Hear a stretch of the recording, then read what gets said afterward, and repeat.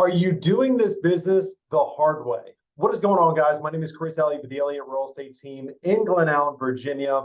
My question to you is, are you doing this business the hard way, or are you doing it the smart way? So, in my humble opinion, the hard way to do this business is to go do everything we need to do to find a client, service that client, close the transaction, and then never create another transaction from that transaction, but then just go out and find a new client, do a new transaction, and just continue to do these one-off transactions.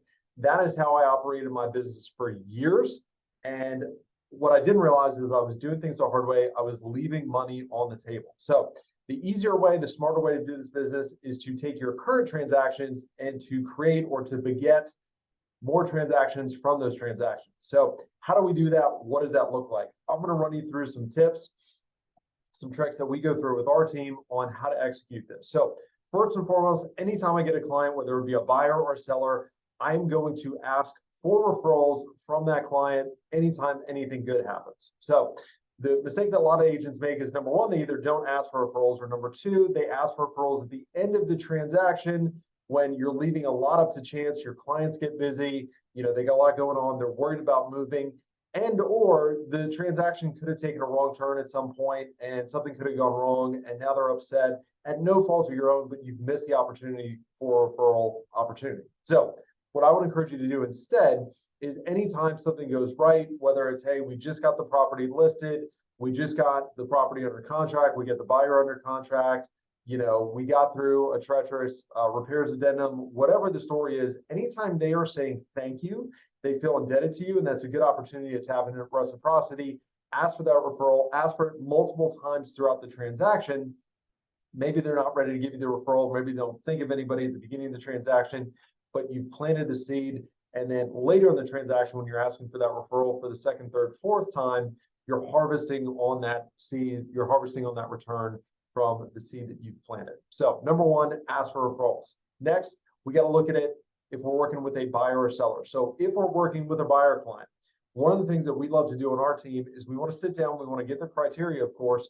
We're not only going to set them up on a search for what's currently on the market, we are going to create an off-market list of 100 to 200 homes that match that criteria based on what they're looking for, and then go look up the phone numbers for those homeowners. So there's multiple different services you can do. You can use Remind, you can use Property Radar, you can use Cole, Realty Resource, you can use Vulcan 7, a lot of different services out there where you can define criteria of what you're looking for, what homes you want to pull from tax records, and then go out and find the contact information for those sellers, or for those homeowners rather. Contact those folks and say, hey guys, I've got a buyer that's looking for a home like yours. Have you considered selling? So you're servicing your buyer, number one. Number two, you're creating a potential listing opportunity for yourself where maybe they're looking to sell right now, maybe they're looking to sell at some point down the road, but you picked up multiple leads just doing the work of trying to find your client a house. You can also door knock those same people. So we can do that when a buyer starts looking. If a buyer writes an offer on a property, they don't get it accepted, what can we do? We can pull a list of the surrounding neighbors. Hey, my client just lost out on your neighbor's property. We bid $25,000 over. We still didn't get the house. Would you consider selling? Do you know any of your neighbors that are considering selling? So you might just find a house for your client. You might pick up a listing opportunity. We can do the same thing if the offer gets accepted. Hey, my client just sold, they bought your neighbor's house for $25,000 over asking price. It was a multiple bid situation, so we beat out a number of different offers. Would you consider selling, right? Very, very easy conversations to have with homeowners in the neighborhood.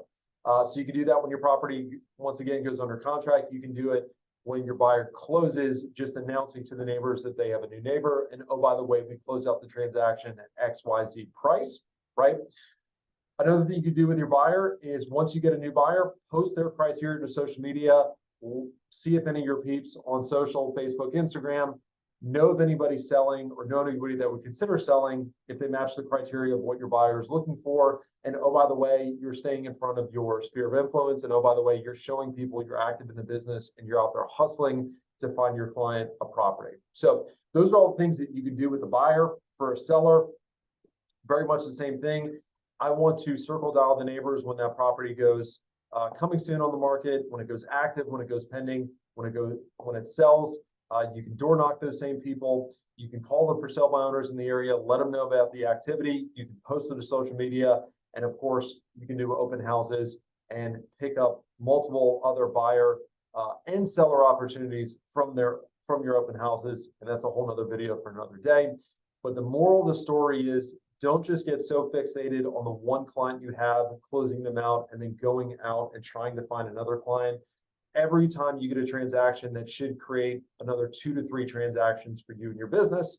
If you need any more help on that, if you have any questions, shoot me a DM, leave a comment below, email me back, reach out. Would love to help. Hope you have a good rest of your day.